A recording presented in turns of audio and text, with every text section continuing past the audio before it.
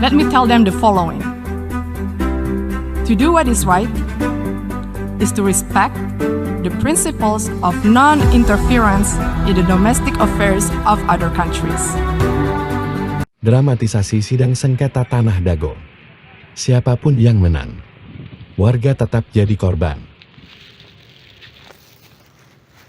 Assalamualaikum warahmatullahi wabarakatuh. Halo, saat ini saya sedang berada di wilayah Dago. Masih ingat dengan konflik sengketa tanah Dago Elos? Ternyata, konflik sengketa tanah Dago Elos merupakan dramatisasi yang sengaja dilakukan oleh beberapa oknum warga yang ternyata sejak awal sengaja dibuat sebuah skenario untuk saling menggugat. Konspirasi ini dilakukan untuk membodoh-bodohi warga, dan pada akhirnya warga masyarakatlah yang dirugikan. Berikut ini merupakan sepak terjang dari oknum warga yang merupakan mafia tanah. Diceritakan oleh seorang tokoh masyarakat, yaitu Muhammad di Yaman. Buka channel ini untuk melihat video lengkapnya. A'udzubillahiminasyaitonirrajim. Bismillahirrahmanirrahim. Assalamualaikum warahmatullahi wabarakatuh. Kita mengulas mengenai pernyataan kami yang mana kami menyatakan bahwa konflik Dago Elos adalah mafia tanah saling gugat. Di sini kita lebih fokus membahas masalah bahwa data-data tergugat itu didata oleh para penggugat. Yang mana kita sendiri juga menyaksikan sekitar tahun 2008 hingga 2014 atau 2015 sering kita menyaksikan Asep Makmun CS itu aktif. Dari sini juga kelihatan bahwa nama-nama pergugat utamanya 1 sampai dengan 4 ini adalah rekanan-rekanan yang udah biasa main pertanahan yang nggak jelas dengan kerjasama dengan pihak luar. Kita mengomentari pendapat ini itunya asal-asalan. Ya, bisa jadi memang asal-asalan, tapi ada yang nggak bisa dilakukan kecuali oleh hanya ketua RT atau ketua RW yang tinggal di daerah tersebut. Dalam hal ini Asep Makmun adalah ketua RW, sedangkan di RW 1 Apus Sukendar itu diangkat sama lurah. Oke, kita lebih fokus ya masalah tergugat nomor 69 Udin S. Ini Udin S ya, Dago Elos ya. Terus tergugat nomor 99 Udin Sudinta, Dago Elos ya. Terus selanjutnya ini tergugat nomor 232 dan 233 yang mana disebutkan atas nama Cepi. Cepi ini anaknya Udin Sudinta. Ini disebutkan alamatnya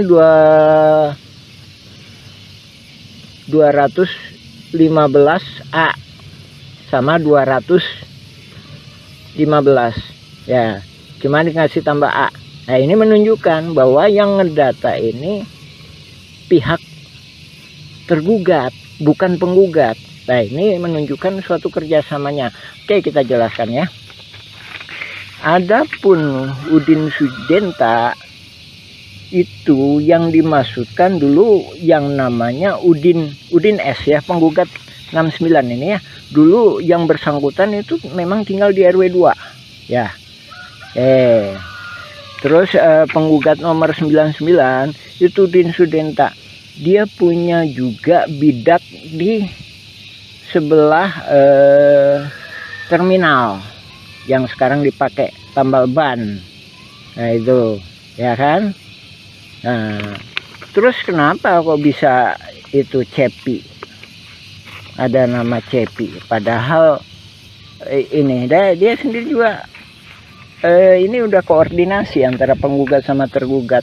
Nah itu tadi ya, Cepi 200, tergugat 232 sama Cepi 233 ya. Nah itu kita tunjukkan. Nah ini nih, nah, rumah ini rumah Udin Sudenta. Dari mana dia tahu bahwa ini punya Cepi? Padahal Udin Sudenta punya lebih dari satu anak. Nah dari sini menunjukkan pihak tergugat, dalam hal ini pendata Asep Mamun CS, ngambil gampangnya, oh anaknya Udin Sudenta itu Cepi. Nah terus yang satunya lagi, kenapa diambil Cepi tergugat sebagai 233 beralamat 215 dan 215A? Ini salah satunya memang yang sebelah utara itu emang dijual yang namanya Pak Dirman.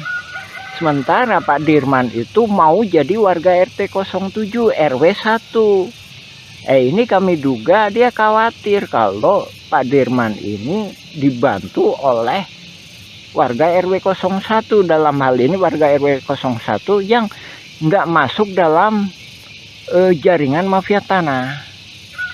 Nah, adapun ini kita sendiri juga mohon ke pemerintah, dalam hal ini ke Lurah Dago, supaya batasnya diperjelas. Nah ini batasnya diacak-acak. Tahun 99 itu batasnya di sini nih. Nah ini kita sepakati. Jadi Demak itu masuknya ke RW 1. Kantor pos itu batas akhir RW 2. Jadi sebelah utaranya atau yang dikuasai oleh Dago Inti Geraha sekarang. Jadi asal muasalnya kan dari pribumi diserobot oleh Asep Mamun. Dari Asep Mamun ke Pak Budi. Pak Budi dijual ke PT Dago Inti Geraha. Dia peralihkan lah garapannya ya. Itu masuk RW 01. Nah, oke, diperjelas lagi ya. Jadi balik ke poin awal. Jadi ini tadi masalah Cepi atau keluarga Pak Udin itu menunjukkan bahwa detail seperti itu hanya bisa dilakukan oleh orang-orang dalam hal ini tergugat itu sebagai ketua RW, otomatis bisa dia melakukan pendataan, apalagi dia punya data di keadministrasian, apalagi juga Aput Sukendar sebagai ketua RW 1 ikut serta terlibat di dalam jaringan mafia tanah ini, yang mana Pak Aput sendiri bukan calon ketua RW tapi diangkat sama Lurah Dago sebagai ketua RW ketika masa pendataan. Ya itu ya. Lagi ya itu ya salah satu, ini cuma salah satu uraian kami mengenai itu tadi ya, mengenai dugaan kuat bahwa yang melakukan pendataan adalah pihak tergugat. Tak sehubungan dengan yang itu juga, kami sendiri sebagai pengalaman, kami Muhammad B. Yaman pengalaman sebagai ketua RT selama 2 periode. Jadi seandainya kami disuruh ngedata para tergugat seperti ini, juga kemungkinan kami nggak sanggup. Masalahnya bukan warga kami. Dalam artian para tergugat mesti sadar didata ini, didata untuk apa? Tak sementara dalam kasus konflik Dago Los FS ahli waris Muller itu para tergugat itu nggak paham. Nah di sini korelasinya ya Pak ya, Ibu, Bapak, alhamdulillah. Silakan cek informasi dari kami, baca blog kami Nawisan Kurma atau YouTube Nawisan Kurma, silakan mengenai keterangan kami lainnya. Ya demikian, assalamualaikum warahmatullahi wabarakatuh. A'udzubillahi minasyaitonirrajim. Bismillahirrahmanirrahim. Alhamdulillahilladzi khalaqas samawati wal ard Asyhadu an la ilaha illallah wa asyhadu anna Muhammadan abduhu wa rasuluhu. Allahumma shalli ala Muhammad wa ala Muhammad kama shallaita ala Ibrahim wa ala Ibrahim. Barik ala Muhammad wa ala Muhammad kama barakta ala Ibrahim wa ala Ibrahim fil alamin innaka Hamidum Majid. Alhamdulillahirabbil alamin. Tanggal 7 Mei kemarin perwakilan dari Presiden Republik Indonesia Bapak Jokowi alhamdulillah sangat cerdas sekali melakukan kebijakan solusi menangani mafia saling gugat di konflik Dago Elos FS ahli waris Muller. Nah, ini memberi kesempatan kepada warga Kampung Cirepuan untuk meneruskan pembuatan film dokumenter. Nah, ini kita menindaklanjuti ini ya. Pokok bahasan kemarin masalah bahwa pihak tergugatlah yang melakukan pendataan calon-calon tergugat. Dan dari sini juga membuktikan bahwa ini saling berkolusi ya. Kemarin juga ada saya sampaikan bahwa tergugat nomor 69 Udin S, bahwa ini satu keluarga ya. Tergugat nomor 69, habis itu nomor 99 Udin Sudenta ya, ini sama aja ini ya, satu keluarga ini ya. Nah, ini cuma orang pribumi, orang yang maksudnya orang yang di situ yang bisa menjelaskan. Nah, ini ya yang membuktikan bahwa pihak tergugat lah yang melakukan pendataan. 69, 99. Selanjutnya ini, nah ini anaknya Udin S atau Udin Sudenta nomor 232 atas nama Cepi 233. Nah, ini yang dijual ke Pak Dirman tapi tetap di atas namakan Cepi. Nah, ya kan? 1 2 3 4, udah 4 ya. 4. Nah, 4. Nah, ini juga membuktikan tuh 5 Udin S. Jadi ini satu keluarga. Saya jelaskan. Jadi ini yang pertama itu bisa jadi yang di RW 2 atas nama Yani itu. Yani itu putrinya Udin S. Terus kan 5 kan? Yani. Terus 5 6 ya? 6 ya? 6.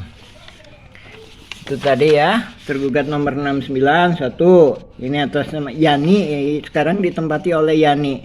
Udin ST udah almarhum ya. Nah, terus ini Udin Sudenta. Nah, ini Udin Sudenta ini punya tempat juga di sebenarnya RT 07 RW 1 ya. Nah, ini jadi ada dua. Oke ya, 2 kan. Terus kemudian atas nama Cepi. Cepi itu anaknya Udin ya. Cepi itu anaknya Udin Sudenta yang nomor 2 ini 232 sama 233. Nah, ini yang di RT 7 itu ada 2 ini. Kenapa ini ada di atas namakan Cepi? Masih ada anaknya putra, masih terkait dengan putranya Udin S atau Udin Sudenta, karena ini dijual ke Pak Dirman. Ini sebenarnya lokasinya di RT 07 RW 1 ya, RW 1. Alhamdulillah ini saya menyambut baik. Jadi Bapak Presiden Pak Jokowi melalui stafnya sangat cerdas dengan tidak mau melibatkan warga Kampung Cirepuan. Masalahnya yang membuat masalah kan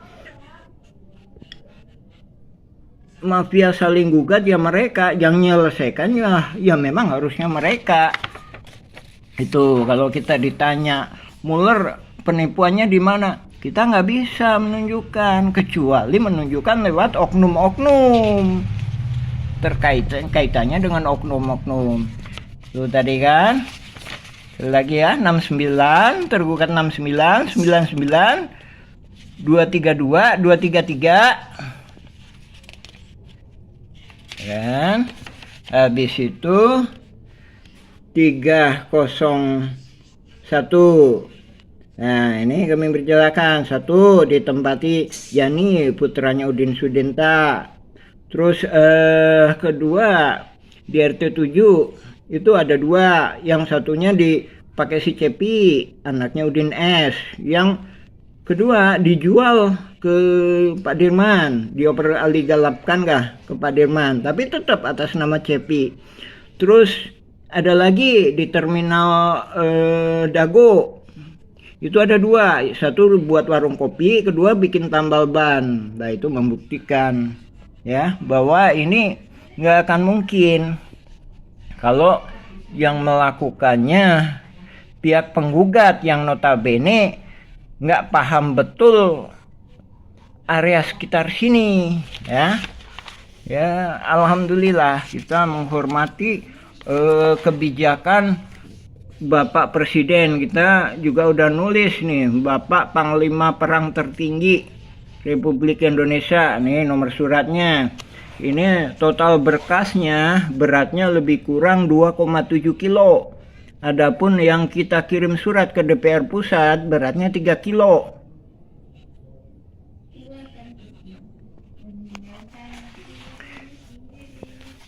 Dan mudah-mudahan semuanya berjalan lancar lah. Ini lanjutan dari pokok bahasan kemarin ya, masalah pendataan calon tergugat dilakukan oleh tergugat, bukan oleh penggugat ya. Jadi dari sini korelasinya bahwa menunjukkan bahwanya ini adanya saling berkolusi antara pihak tergugat maupun penggugat. Nah, kita tunggu kelanjutannya, mudah-mudahan mendapatkan suatu jalan keluar yang terbaik, utamanya buat warga-warga yang memang benar-benar memiliki hak di area pertanahan yang disebut ex-egendom, yang riwayat sebelumnya pernah diduduki oleh pribumi yang bernama Nawisan. Ya, mungkin untuk bagian ini masalah tergugat, pendataan tergugat, kami cukupkan. Kita insya Allah kita sambung lagi. Nah, ini data nama-nama para penggugat yang kemudian dijadikan tersangka oleh Polda Jabar. Ini kan.